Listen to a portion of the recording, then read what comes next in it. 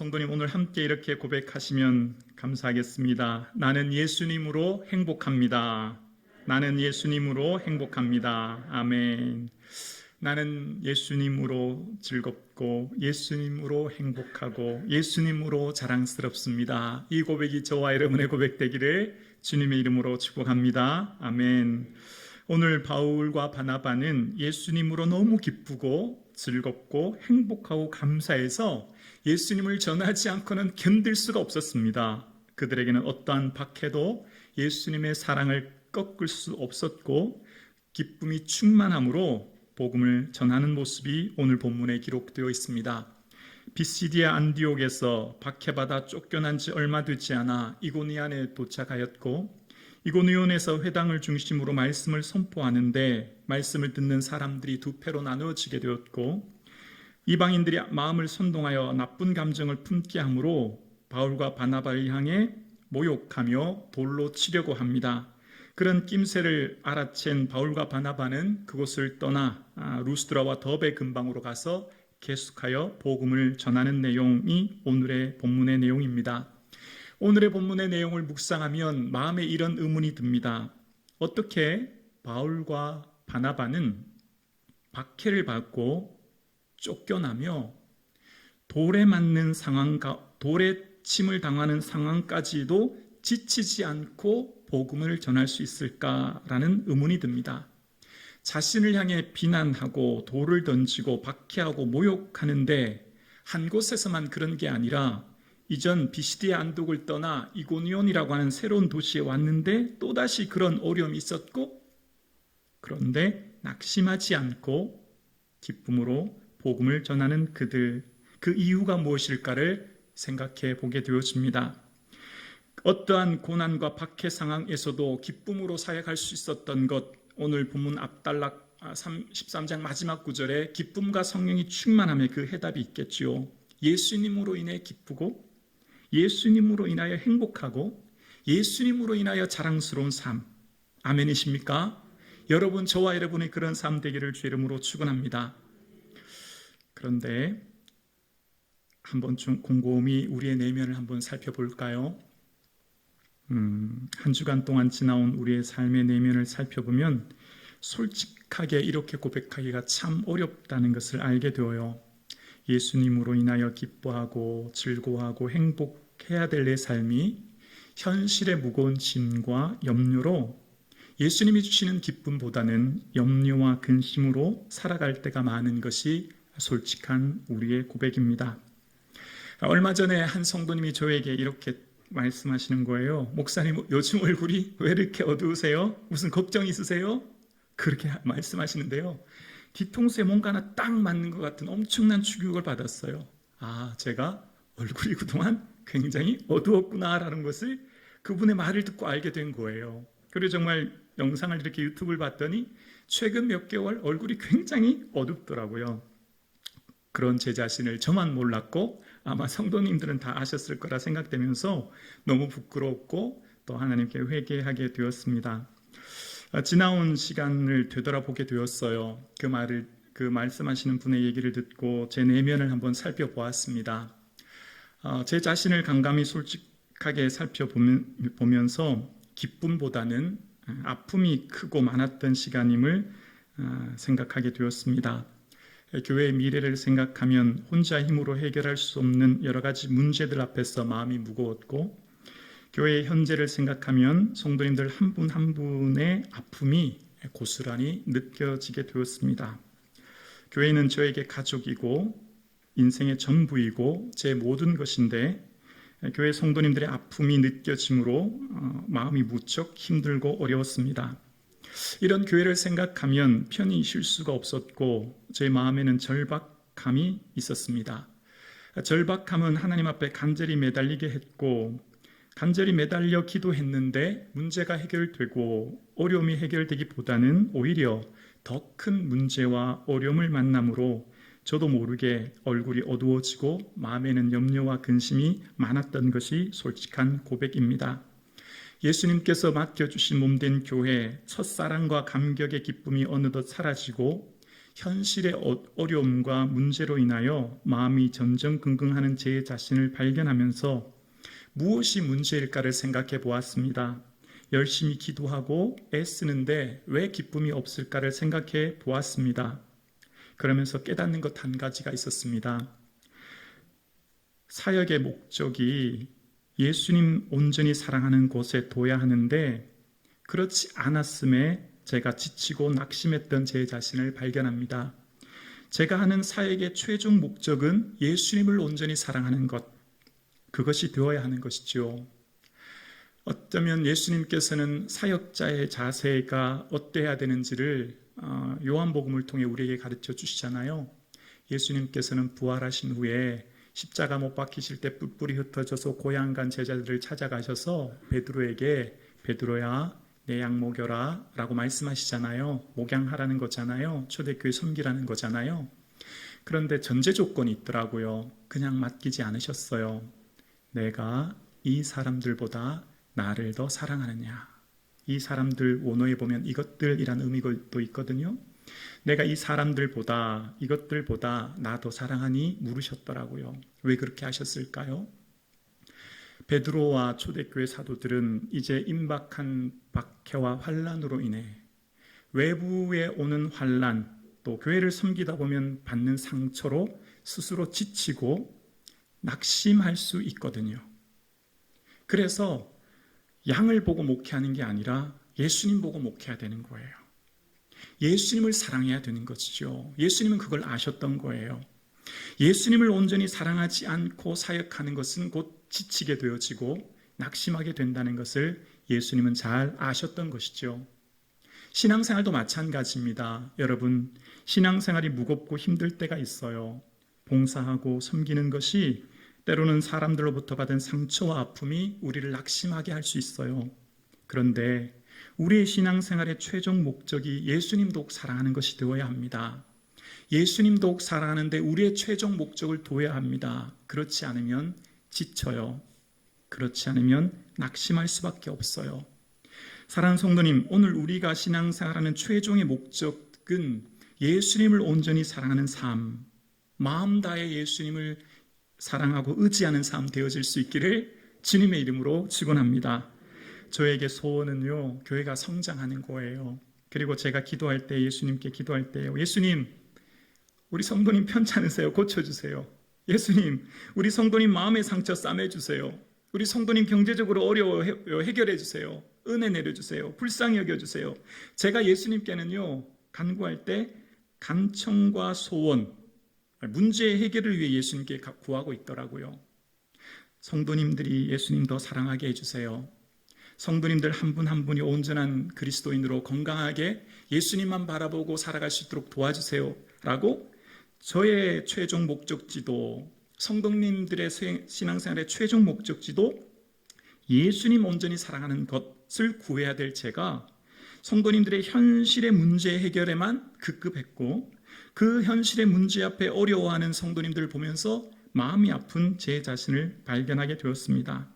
사랑하는 성북중앙 가족 여러분, 여러분에게 예수님은 어떤 분이세요? 나에게 무언가 도움을 구할 때 찾는 분이세요?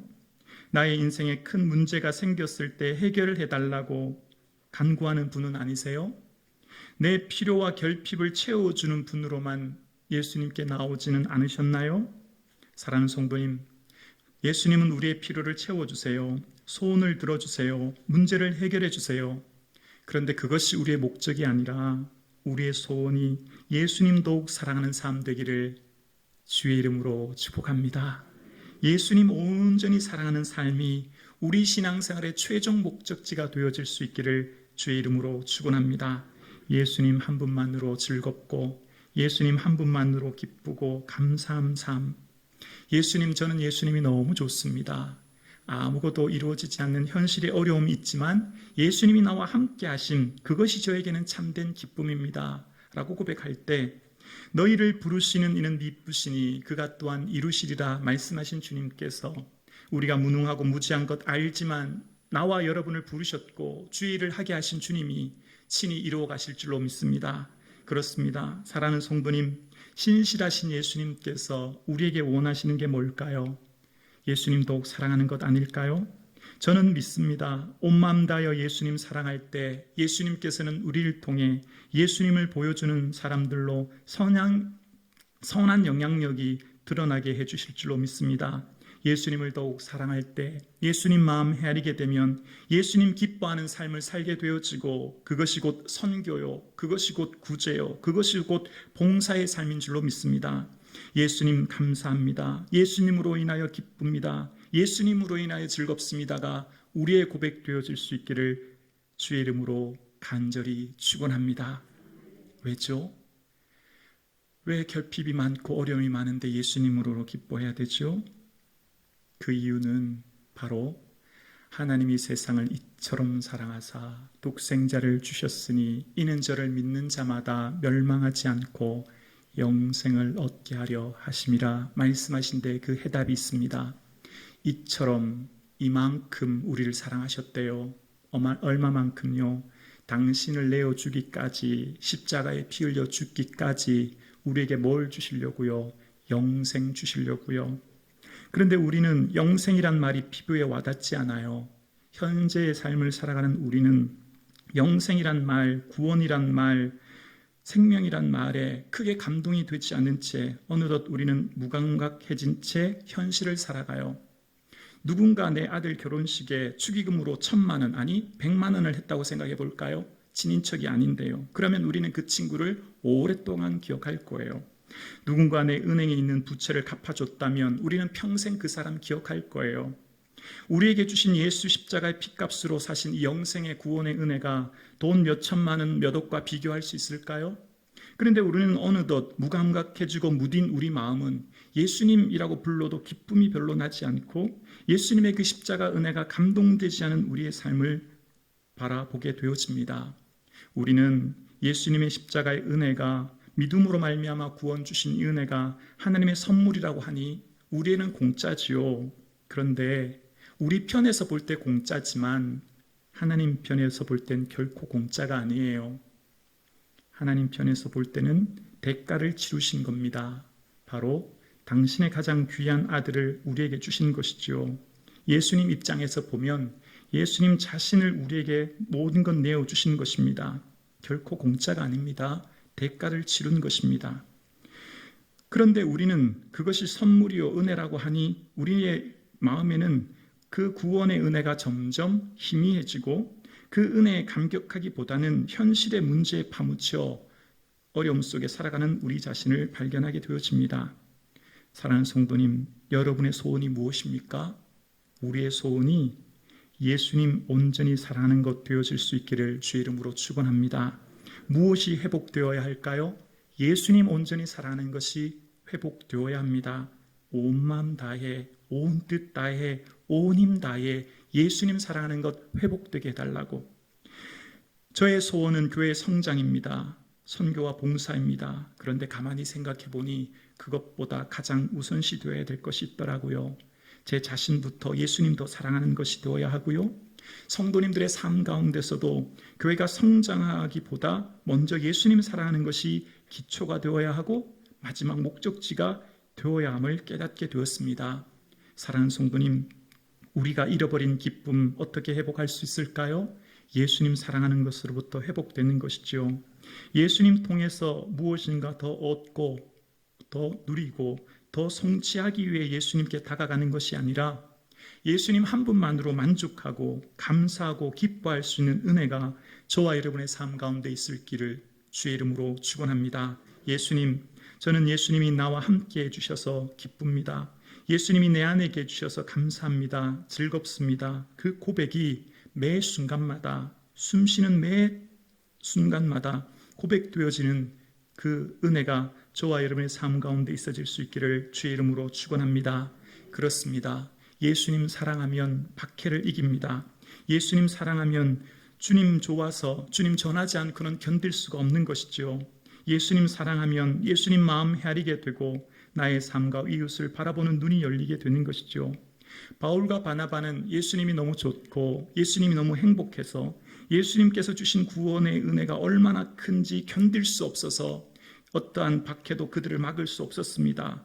어떠한 사람들이 그를 죽이려고 달려들어도 어떠한 환경이 강의 위험이나 강도의 위험도 결코 그들을 좌절시킬 수 없었습니다.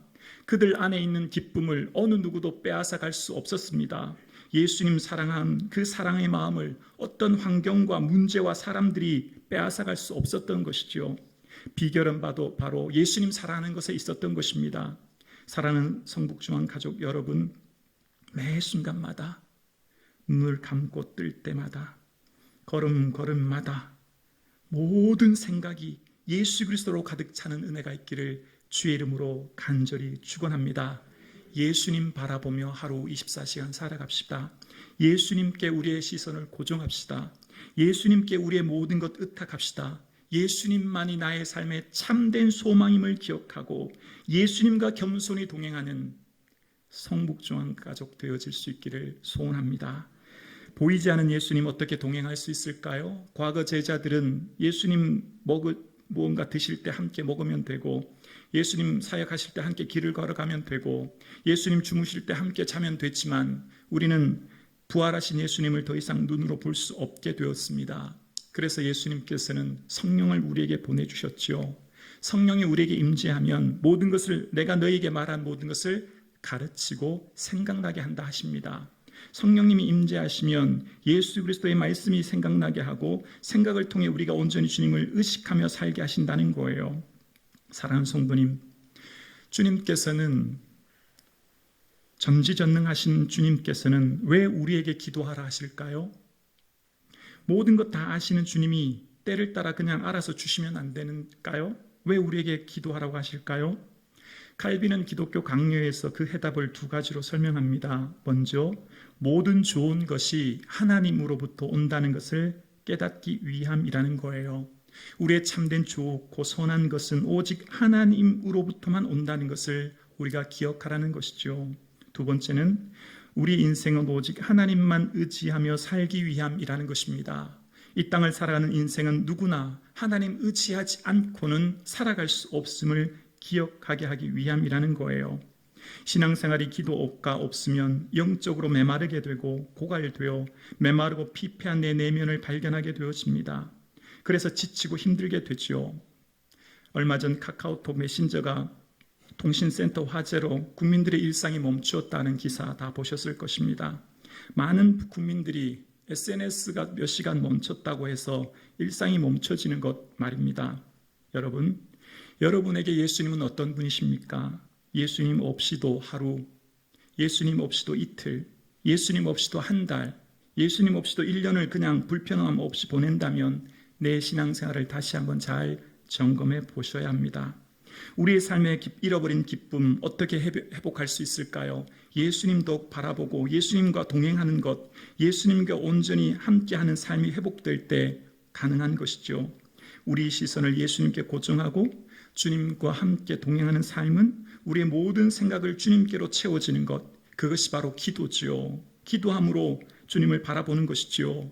그 기도 속에 기도의 목적이, 예수님도 사랑하게 해달라는 기도의 목적이 이루어질 때 마치 오뚜기의 중심이 아래에 있어서 아무리 흔들러도 넘어지지 않듯 우리가 살아가는 인생살이의 중심이 예수님께 둘 때 우리가 어떤 고난과 어려움에도 이길 수 있는 힘을 얻게 되는 것이죠. 예수님께서는 하나님과 이 땅의 사역을 동행하시면서 사는 것을 몸소 우리에게 보여주셨습니다. 어떻게 하나님과 동행하는 삶을 살아야 될지를 예수님께서는 오고 가는 사람이 많아 식사할 겨를도 없는 그 바쁜 와중에 시간과 장소를 정하셔서 기도하셨습니다. 예수님은 전능하신 하나님이시요 능력의 주님께서는 기도하지 않으셔도 능히 주의 능력과 이적을 이루실 수 있는 분이십니다. 그런데 왜 예수님께서는 기도하셨을까요? 바로 예수님은 기도 생활을 우리를 위한 것으로 보여주신 거예요. 사람이 어떻게 하나님 앞에 살아야 될지를 몸소 보여주신 것이죠. 기도함으로 하나님과 동행하는 삶을 예수님께서는 친히 보여주신 거예요. 또한 기도 생활을 통해 자녀답게 살아가는 것이 무엇인지를, 우리 인생의 참된 힘의 근원이 오직 하나님으로부터만 온다는 사실을 예수님께서는 그 삶으로 우리에게 보여주신 거예요. 모든 인생의 참된 힘과 능력과 기쁨이 오직 하나님으로부터만 온다는 것을, 하나님의 도움 없이는 단 1분 1초도 살아갈 수 없는 연약한 인간이라고 하는 것을 예수님께서는 친히 시간과 장소를 정해 기도하심으로 보여주신 것입니다. 기도는 육신의 힘이 아닌 마음으로 하는 것이기에 온 마음을 예수님께서는 하나님께 집중하심으로 우리도 예수님처럼 온 마음을 예수님께 집중하여 살라고 하시는 것, 그것이 바로 동행하는 삶인 것이지요. 그래서 주님께 나와 기도하는 사람은 간청하고 간구하고 기도하지만 또한 잠잠히 기다려야 합니다. 주님 말씀하시는 세미한 음성을 들어야 합니다. 어떤 사람이 우물가에 가서 앉아있는다고 목이 시원해지는 게 아니죠. 두레박으로 물을 마셔야만 시원하지 않습니까? 그런데 어르신들 잘 아시죠? 두레박은 던지자마자 건지면 결코 물이 올라오지 않습니다. 두레박을 던진 후에 한참을 기다려야 합니다. 그 두레박에 물이 가득 찰 때까지 기다려야만, 그리고 몇 번 흔들어서 얹어야만 맑은 샘물을 마실 수 있습니다. 우리의 기도 내용이 하나님 앞에 간구하고 간청해야 합니다. 그러나 동시에 기다려야 합니다. 주님 말씀해 주세요. 제가 어떻게 주를 기쁘시게 할까요? 주님 마음은 어디에 있으세요? 제가 어떻게 살아야 될까요? 물어야 되지요. 주님께 묻고 기다려 주의 마음을 깨닫는 삶이, 그 대화가 시작되는 것, 주님과 대화와 교제의 삶이 곧 주와 겸손히 동행하는 삶의 시작이죠. 그렇게 살아갈 때 예수님을 온전히 사랑하면 인생의 많은 문제가 해결될 줄로 믿습니다. 믿으십니까? 예수님을 온전히 사랑하면 인생의 많은 문제가 해결돼요. 쉽게 이해되지 않나요? 그럼 제가 예를 들어 설명해 볼게요. 사도 바울은 육체의 가시로 인하여 너무나 고통스러워서 그것이 떠나가기를 3번 간구합니다. 여기서 3번이란 말은 사생결단의 기도를 말하는 것이었을 거예요. 아마 그 삶에 그것이 떠나가기를 얼마나 간곡하게 기도했는가를 알 수 있는 대목인데요. 그런데 기도했더니 주님께서 말씀해 주셨지요. 내 은혜가 내게 족하다. 내가 약한 데서 온전해진다. 내 받은 계시가 너무 크므로 자만하지 않기 위하여 계시를 주었으니 그리스도의 능력이 내게 머물게 하기 위한 것이다 라고 하는 음성을 듣습니다. 질문해 볼까요? 사도 바울이 4번째 또다시 기도하고 5번째 또다시 기도했을까요? 기도 안 했지요. 더 이상 기도할 필요가 없는 거예요.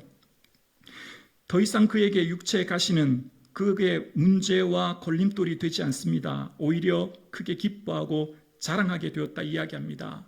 육체의 가시가 그를 붙드는, 발목을 붙드는 걸림돌이 아니라 오히려 디딤돌이 되었고 오히려 주님을 자랑할 수 있는 자랑거리가 되었습니다. 예수님을 온전히 사랑하면 주의 마음 헤아리게 되고 주의 마음을 깨닫게 되어지므로 나를 향한 하나님의 뜻을 깨닫게 되는 것이지요. 사랑하는 성도님, 여러분의 삶의 문제가 무엇입니까? 여러분의 삶의 진정한 문제는 예수님 더욱 사랑하지 못하여 예수님 말씀 듣지 못하는 것 아닐까요? 양식 없어 주림이요 물이 없어 가람이 아니라 여호와의 말씀을 듣지 못한 기갈이 우리 내면에 있는 것은 아닐까요? 사람이 나 안에 거하지 아니하면 가지처럼 밖에 버려져 마른다고 말씀하고 계십니다. 우리가 예수님 안에 거하지 않으면 우리의 영혼은 마르고 피폐해질 수밖에 없는 것이죠. 사랑하는 성북중앙 가족 여러분, 온 마음 다하여 예수님 사랑할 수 있기를 주의 이름으로 축원합니다. 내 모든 생각이 예수님 더욱 사랑할 수 있는 생각으로 아침에 눈을 뜨면 저녁에 눈을 감을 때까지 내 모든 생각 오직 예수님 앞에서의 삶을 살아갈 수 있도록 내 안에 예수님 모시면 더 이상의 미움도, 더 이상의 아픔도, 더 이상의 문제도 해결되어지고 예수님 마음 품음으로 모두를 품게 하는 넉넉한 그릇이 되어 환난이나 곤고나 박해나 기근도 이기게 하는 은혜를 우리에게 주실 줄로 믿습니다. 기도드리겠습니다.